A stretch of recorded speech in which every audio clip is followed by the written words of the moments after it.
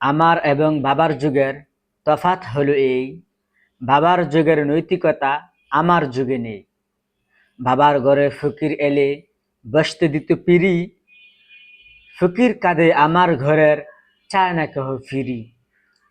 বাপ চাচাদের বাড়ি ছিল এক উঠোনে বাঁধা, দুই গায়ে দুই ঘর বেঁধেছি আমি এবং দাদা। বাবার চোখে আসতো পানি, কাঁদলে কুকুর ছানা, মানুষ কাঁদে তাও দেখি না আমি এমন কানা।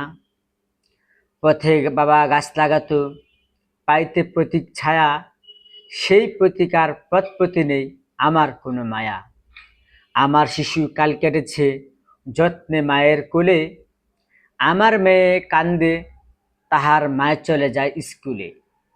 বাবার দু চোখ ভরতে জলে, কাঁদলে আমার মাতা, সঙ্গী মরে তাও বিজে না আমার আখির পাতা।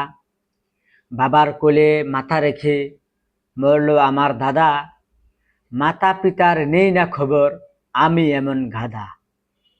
বাপ চাচারা খাইল মিলে যে নলকূপের পানি, সেটা নিয়ে আমরা দুই ভাই করছি হানাহানি। আগের মানুষ মূর্খ হলেও মানুষ ছিল ভালো, লেখাপড়া থাকলেও আমার মনটা অনেক কালো। আগের মানুষ গরিব হলেও ভালো ছিল স্বভাব, লোকের এখন টাকা আছে নৈতিকতার অভাব।